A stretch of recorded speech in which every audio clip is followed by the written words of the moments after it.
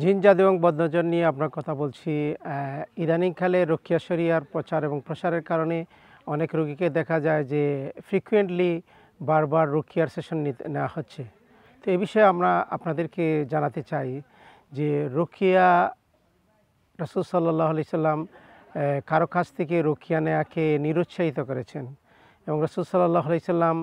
যাদের ফজিলত বর্ণনা করতে গিয়ে বলেছেন যে ৭০,০০০ লোক এমন লোক আছে যারা বিনা হিসাবে জান্নাতে যাবে, যারা কারো কাছে রুকিয়া চায় না, কামনা করে না। তো এজন্য তবে রুকিয়া করা বা রুকিয়া নেওয়াটা বৈধতা আছে, কিন্তু ফজিলত আলাদাভাবে ফজিলত বর্ণিত হয়েছে যারা চায় না তাদের। তো আমরা যেটা বলতে চাই যে রুকিয়া যদি কেউ কোরআন নিজে পড়তে পারে, সে যদি কোরআন পড়ার এই এবিলিটি তার থাকে, তাহলে তাকে বারবার রুকিয়ার সেশন না নিয়ে সে যেন কোরআন তেলাওয়াত করে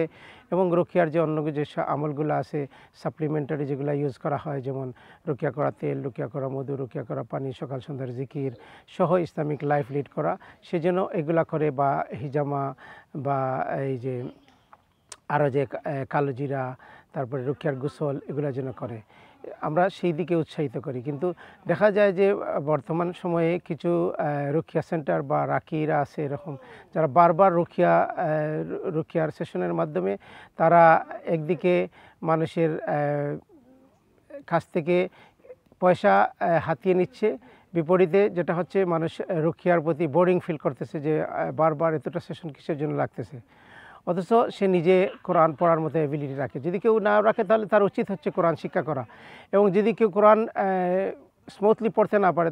তারপরেও যদি তার কিছু কোরআনের কিছু অংশ মুখস্থ যেগুলো আছে সেগুলো যেন সে বারবার তেলাওয়াত করে, একটা অ্যামাউন্ট অফ টাইম যেন সে প্রতিদিন তেলাওয়াত করে। কারণ আল্লাহ সুবহানাহু ওয়া তাআলা বলছেন ওয়ানুনাজ্জিলু মিনাল কুরআনি মা হুয়া শিফা, এই কোরআন হচ্ছে শিফা, এবং এই যে কোরআনের মাধ্যমে সে নিজে কোরআন থেকে উপকৃত হবে। কিন্তু কোরআন আরেকজনের কাছ থেকে রুকিয়া করতে হবে, যে এই যে রুকিয়ার সেশনের পর সেশন করা, এটা আমরা সুন্নাহ থেকেও এরকম পাই না, এবং আমরা দেখি যে এগুলোর মাধ্যমে অনেকেই মানুষকে প্রতারিত করতেছে। তো আমরা আপনাদেরকে উৎসাহিত করব, নিজে সেলফ রুকিয়া করবেন, এবং একান্ত যদি কেউ এরকম হয় যে সে কোরআন পড়তে পারে কিন্তু তার পক্ষে সে অসুস্থতার কারণে পারতেছে না, বা কোরআন পড়তে গেলে দেখা যায় যে সে অসুস্থ হয়ে পড়ে, তার বাধা চলে আসে, তাহলে এক্ষেত্রে তার উচিত হচ্ছে যে কারো কাছ থেকে কোরআন শোনা বা কারো কাছ থেকে রুকিয়ার সেশন নেওয়া।